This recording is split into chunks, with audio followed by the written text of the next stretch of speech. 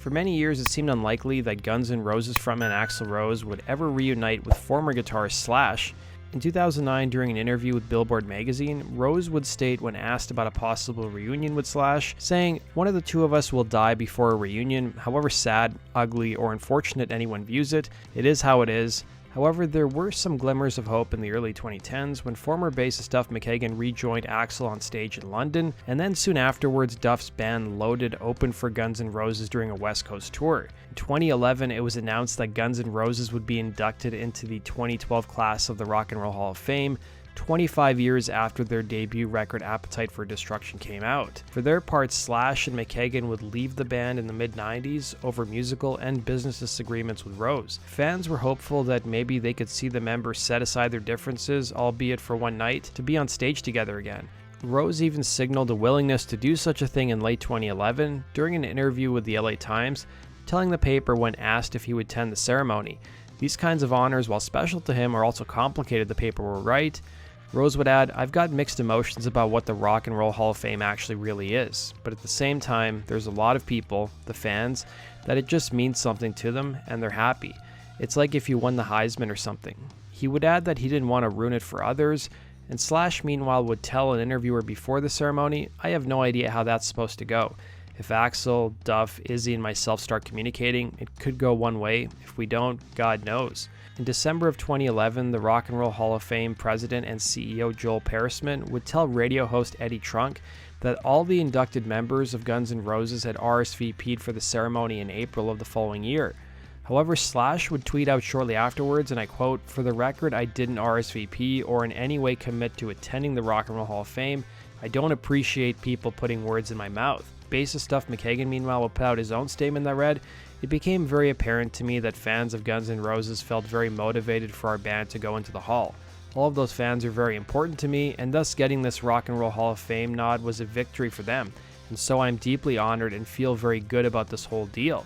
But he was also skeptical that the honor would lead to a reunion, adding, "I can't picture it. Your guess is as good as mine. I'm grown up now and hope that we can achieve some grace and class when the ceremony comes. But in the end, I'm only responsible for myself," he would state. It would be ironic that the same questions were being asked about Van Halen's induction in 2007. Velvet Revolver, which featured 3/5 of Guns N' Roses' classic lineup, would induct Van Halen that year.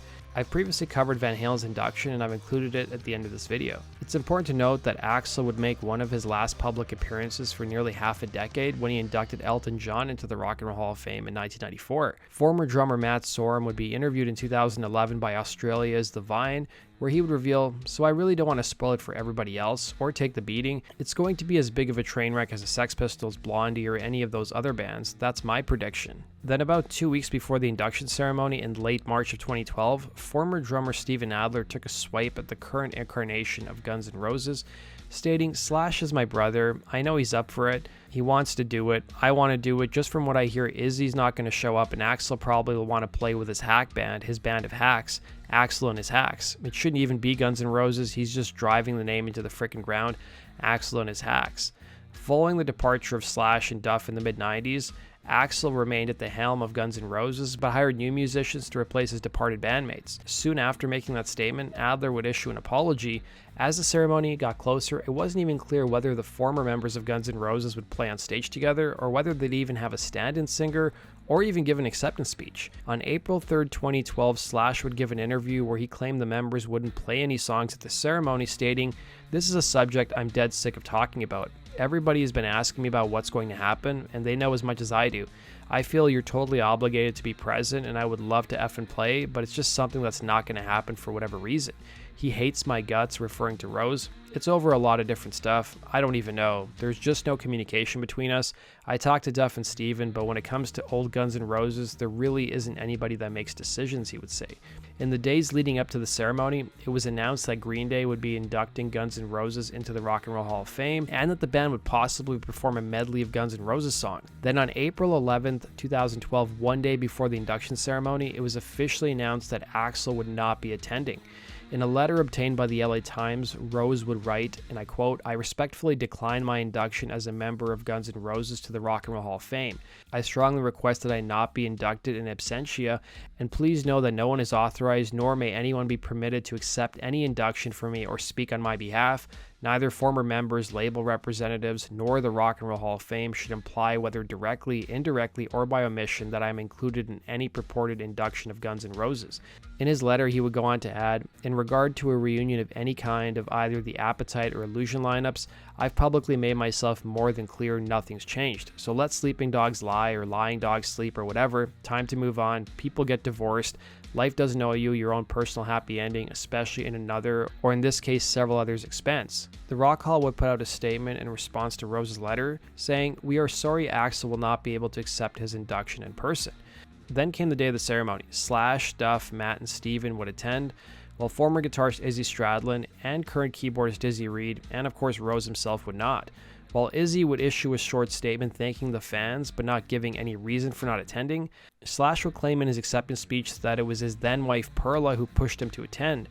Rose's name would be brought up several times during the induction speeches, once when comedian Chris Rock, who inducted the Chili Peppers, claimed that if Axl was going to attend, he still wouldn't have shown up yet, poking fun at his lateness. During Green Day frontman Billy Joe Armstrong's speech, he talked about Axl, resulting in someone in the crowd booing. Slash's singer Miles Kennedy from his band The Conspirators would stand in for Rose at the 11th hour and perform a medley of Guns N' Roses songs including Sweet Child of Mine, Mr. Brownstone, and Paradise City. Even former guitarist Gilby Clarke, who played with Guns N' Roses but was not inducted, would also attend and perform with the members on stage. Following the ceremony, drummer Matt Sorum would talk to Artisan News about the induction and how a single phone call might have changed what happened that night.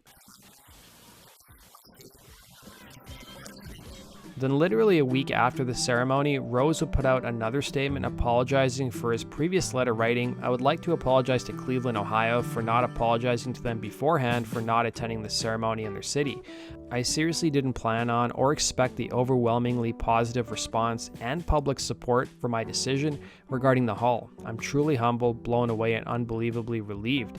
As for keyboardist Dizzy Reed and why he never attended, he would tell the Australian site themusic.com.au, "I personally didn't think it was right to not invite the new band, the current members of Guns N' Roses. I didn't think it was cool at all. Also, I was only allowed one guest and the rest of my family would have had to pay full price for tickets, and I was like, where does that money go anyways?" So the whole thing was just kind of the concept, and the fact that I was considered as very honorable as far as the whole process, I just didn't understand where that was coming from, he'd say. In 2016, Duff and Slash would rejoin Rose in Guns N' Roses and have been pretty active on the touring circuit, while also releasing a couple of 20-year-old songs from the vault. That does it for today's video, guys. Thanks for watching. Be sure to like button and subscribe. We'll see you again in Rock and Roll True Stories. Take care.